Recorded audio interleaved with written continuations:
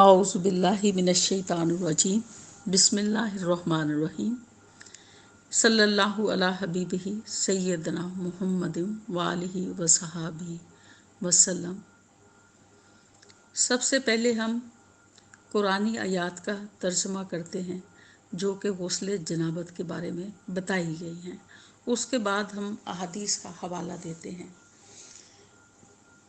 سورہ مائدہ کی آیت نمبر 6 کا ترجمہ ہے: اگر جنبی ہو جاؤ تو خوب اچھی طرح پاکی حاصل کرو، اگر تم بیمار ہو یا سفر میں یا کوئی تم میں پاخانہ سے آئے یا تم نے اپنی بیویوں سے جمع کیا ہو، پھر تم پانی نہ پاؤ تو پاک مٹی کا کسد کرو اور اپنے منہ اور ہاتھ پر اسے مال لو۔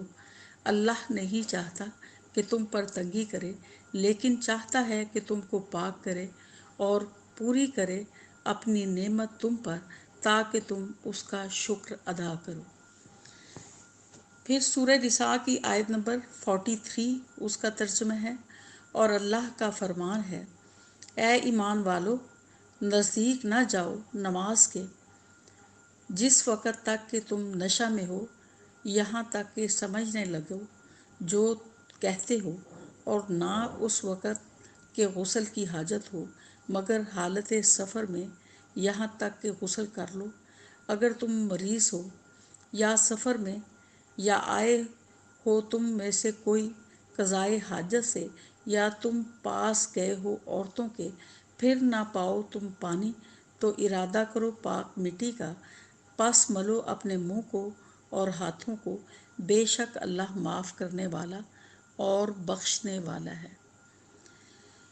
تو اسی باب کی حدیث نمبر 248 ہے کہ نبی صلی اللہ علیہ وسلم جب غسل فرماتے تو پہلے اپنے دونوں ہاتھ دھوتے، پھر اسی طرح وضو کرتے جیسا کہ نماز کے لیے آپ صلی اللہ علیہ وسلم وضو کیا کرتے تھے، پھر پانی میں اپنی انگلیاں داخل فرماتے اور ان سے بالوں کی جڑوں کا خلال کرتے، پھر اپنے ہاتھوں سے 3 چلو سر پر ڈالتے، پھر تمام بدن پر پانی بہا لیتے۔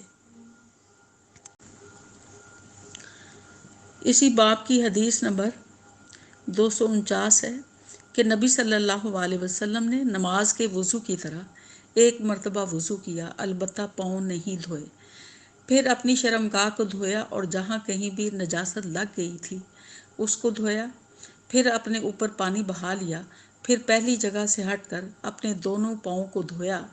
آپ کا غسل جنابت اسی طرح ہوا کرتا تھا۔ حدیث نمبر 250 میں اور نبی صلی اللہ علیہ وسلم ایک ہی برتن میں غسل کیا کرتے تھے، اس برتن کو فرق کہا جاتا ہے، یہ حضرت عائشہ بیان کرتی ہیں۔ پھر حدیث نمبر ہے 251 میں ابو سلمہ حضرت عائشہ رضی اللہ عنہا کے بھائی حضرت عائشہ کی خدمت میں گئے، ان کے بھائی نے نبی صلی اللہ علیہ وسلم کے غسل کے بارے میں سوال کیا تو آپ نے سا جیسا ایک برتن منگوایا، پھر غسل کیا اور اپنے اوپر پانی بہایا۔ اس وقت ہمارے درمیان اور ان کے درمیان پردہ حائل تھا۔ امام ابو عبداللہ بخاری کہتے ہیں کہ یزید بن ہارون اور جدی نے شعبہ سے قدر سا کے الفاظ سے روایت کیے ہیں۔ اگلی حدیث ہے: وہ اور ان کے والد جناب زین العابدین جابر بن عبداللہ کے پاس تھے اور کچھ اور لوگ بھی بیٹھے ہوئے تھے۔ ان لوگوں نے آپ سے غسل کے بارے میں پوچھا تو آپ صلی اللہ علیہ وسلم نے فرمایا کہ 1 سا کافی ہے۔ اس پر ایک شخص بولا، یہ مجھے تو کافی نہ ہوگا۔ حضرت جابر رضی اللہ عنہ نے فرمایا کہ یہ ان کے لیے کافی ہوتا تھا جن کے بال تم سے زیادہ تھے اور جو تم سے بہتر تھے، یعنی رسول صلی اللہ علیہ وآلہ وسلم۔ پھر حضرت جابر رضی اللہ عنہ نے صرف ایک کپڑا پہن کر ہمیں نماز پڑھائی۔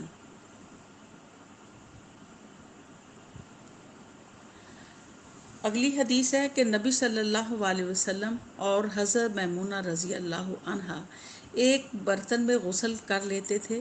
ابو عبداللہ امام بخاری فرماتے ہیں کہ ابن عینیہ اخیر عمر میں اس حدیث کو یوں روایت کرتے تھے، ابن عباس سے، انہوں نے میمونہ سے، اور صحیح وہی روایت ہے جو ابو نعیم نے کی ہے۔ پھر اس سے اگلی حدیث ہے 254۔ رسول صلی اللہ علیہ وسلم نے فرمایا، میں تو اپنے سر پر 3 مرتبہ پانی بہاتا ہوں، اور آپ صلی اللہ علیہ وسلم نے اپنے دونوں ہاتھوں سے اشارہ کیا۔ اگلی حدیث ہے کہ نبی صلی اللہ علیہ وسلم اپنے سر پر 3 مرتبہ پانی بہاتے تھے۔ حدیث نمبر 256 ہے کہ میرے پاس تمہارے چچا کے بیٹے، ان کی مراد حسن بن محمد بن حنفیہ سے تھی، آئے۔ انہوں نے پوچھا کہ جنابت کے غسل کا کیا طریقہ ہے؟ میں نے کہا کہ نبی صلی اللہ علیہ وسلم 3 چلو پانی لیتے اور ان کو اپنے سر پر بہاتے تھے، پھر اپنے تمام بدن پر پانی بہاتے تھے۔ حسن نے اس پر کہا کہ میں تو بہت بالوں والا آدمی ہوں۔ میں نے جواب دیا کہ نبی صلی اللہ علیہ وسلم کے بال تم سے زیادہ تھے۔ اگلی حدیث ہے کہ ام المومنین میمونہ رضی اللہ عنہا نے فرمایا کہ میں نے نبی صلی اللہ علیہ وسلم کے لیے غسل کا پانی رکھا تو آپ صلی اللہ علیہ وسلم نے اپنے ہاتھ 2 مرتبہ یا 3 مرتبہ دھوئے، پھر پانی اپنے بائیں ہاتھ میں لے کر اپنی شرمگاہ کو دھویا، پھر زمین پر ہاتھ رگڑا، اس کے بعد کلی کی اور ناک میں پانی ڈالا اور اپنے چہرے اور ہاتھوں کو دھویا، پھر اپنے سارے بدن پر پانی بہا لیا اور اپنی جگہ سے ہٹ کر دونوں پاؤں دھوئے۔ یہ حدیثیں جو ہیں غسل جنابت کے بارے میں آپ کے سامنے پیش کر دی ہیں۔ اس باب میں اور بھی غسل جنابت کے بارے میں بہت ساری احادیث ہیں، لیکن جو احادیث آپ کے سامنے بیان کی گئی ہیں ان سے واضح طور پر غسل جنابت کے بارے میں جو احکامات ہیں وہ مکمل طور پر واضح ہو جاتے ہیں کہ غسل جنابت کس طرح کرنا ہے۔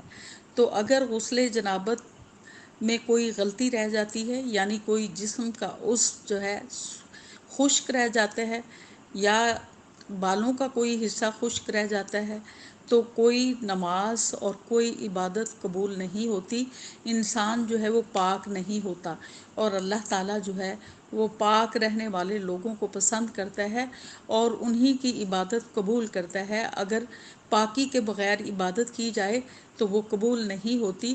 تو اللہ تعالیٰ جو ہے ہمیں آپ کی اتباع کی توفیق عطا فرمائے اور سنتوں کو ہم جاننے کی کوشش کرتے رہیں تاکہ ہم نے اپنے زندگی کے تمام کام جو ہیں وہ کس طرح سے آپ کی اتباع میں کرنے ہیں۔ وآخر دعوانا الحمدللہ رب العالمین۔